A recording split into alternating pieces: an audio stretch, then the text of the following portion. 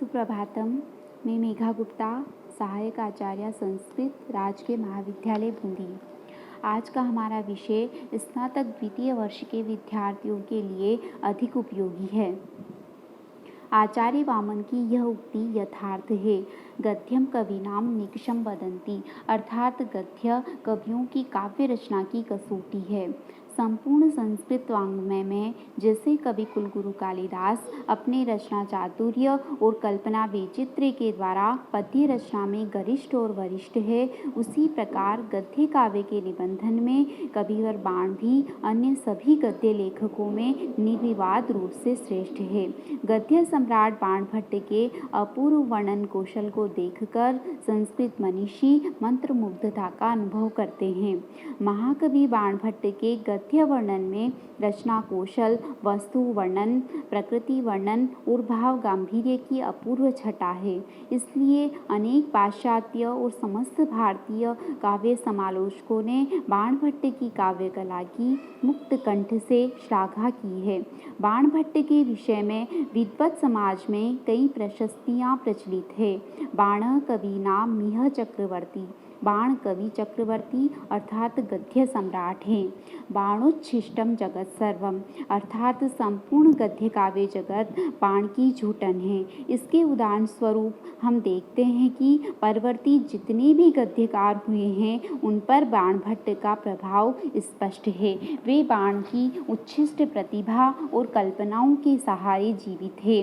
काव्य शैली बाणभट्ट के काव्य में आकर के चरमोत्कर्ष को प्राप्त हुई है। ऐसा कोई काव्य विषय बाण की लेखनी से अनछुआ नहीं रहा जिस पर आगे आने वाले गद्य कवि मौलिक रूप से काव्य रचना कर सकें।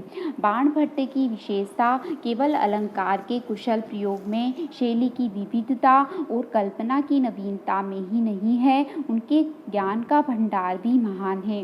राजनीति का ज्ञान और जीवन का अनुभव इतना व्यापक है कि जो कुछ कहते हैं वह गंभीर ज्ञान गौरव से आक्रांत रहता है। इन समस्त विशेषताओं के कारण ही कहा जाता है कि कल्पना, अलंकार, वर्णन, शब्द भंडार और ज्ञान राशि आदि की दृष्टि से संस्कृत के बाण परवर्ती साहित्य में सभी कुछ बाणोच्छिष्ट है।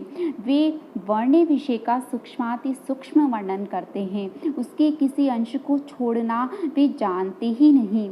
कवि का वर्णन कौशल इतने उच्च स्तर का, सूक्ष्म और सर्वांगपूर्ण है कि पाठक मन ही मन कह उठता है, बाणोच्छिष्टम जगत सर्वम।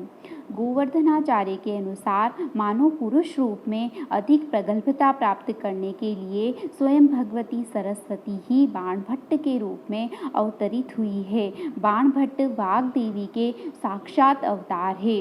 जाता शिखंडिनी प्राग यथा शिखंडी तथावगच्छामि, प्रागल्भ्यमधिक माप्तुं वाणी बाणो बभूवेति। धर्मदास विदग्ध मुखमंडन नामक ग्रंथ में बाणभट्ट की कविता की उपमा तरुणी के लावण्य से देते हैं जो नित नूतन रहता है। रुचिर स्वर वर्ण पदा रसभाववती जगन मनोहरती, तत्किं तरुणी नहीं नहीं वाणी बाणस्य मधुरशीलस्य। प्रसन्न राघवकार जयदेव को बाणभट्ट हृदय में निवास करने वाले कामदेव प्रतीत होते हैं। हृदय वसति पंच बाणस्तु बाण।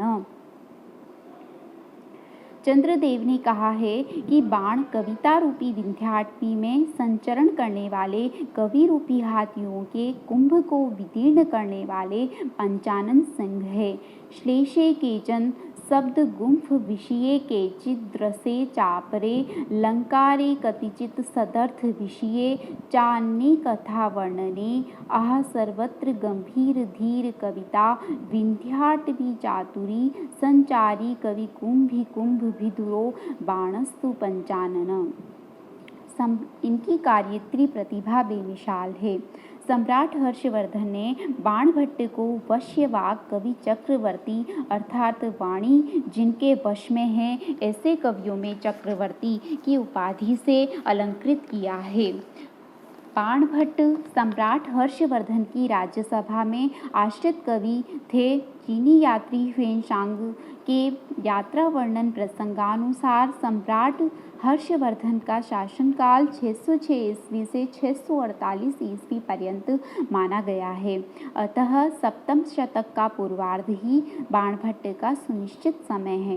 बाण संस्कृत के उन कवियों में से एक है जिनका प्रामाणिक परिचय हमें उनके साहित्य तथा अन्यान्य सूत्रों से मिल जाता है। बाणभट्ट ने हर्षचरित के प्रारंभिक उच्छ्वासों में तथा कादंबरी के आरंभिक श्लोकों में अपना परिचय प्रस्तुत किया है। तदनुसार बाणभट्ट वात्स्यायन वंश में उत्पन्न हुए थे। उनके पिता का नाम चित्रभानु तथा माता राजदेवी थी। बाणभट्ट के पूर्वज बिहार प्रांत के अंतर्गत शोण नामक महानद के तट पर प्रीतिकूट नामक गांव में रहते थे। अल्पायु में ही माता पिता के दिवंगत हो जाने के कारण बाण पर किसी का नियंत्रण न रहा। फलतः बाण कुसंगति में पड़कर देश देशांतर भ्रमण के लिए घर से निकल पड़े और अपने उच्छृंखल स्वभाव और कुसंगति के कारण अनेक उपहास के पात्र भी हुए, किंतु उनके देशाटन ने उनके ज्ञान और उनकी प्रतिभा को खरा बना दिया था। बाण ने देशाटन करते हुए गुरुकुलों और राजकुलों को देखा था। उनका यही जीवनानुभव उनके वर्णनों में स्वाभाविकता और यथार्थता लाता है। महाकवि बाणभट्ट के कादंबरी और हर्षचरित दो प्रख्यात गद्य काव्य हैं। इन दोनों के अतिरिक्त भी उनकी कुछ रचनाएं हैं। प्रथम चंडी शतक, जो कि एक श्रोत काव्य है जिसमें भगवती चंडी के स्तुतिपरक श्लोक है। अनुश्रुतियों के अनुसार बाणभट्ट ने शाप से मुक्ति पाने के लिए इसकी रचना की थी। पार्वती परिणय, जो एक नाटक है। तृतीय है मुकुटताड़ी तक, जो भी एक नाटक है। चतुर्थ है पद्य कादंबरी। किंतु पुष्ट प्रमाणों के अभाव में कुछ निर्णयात्मक रूप से कहना उचित नहीं है।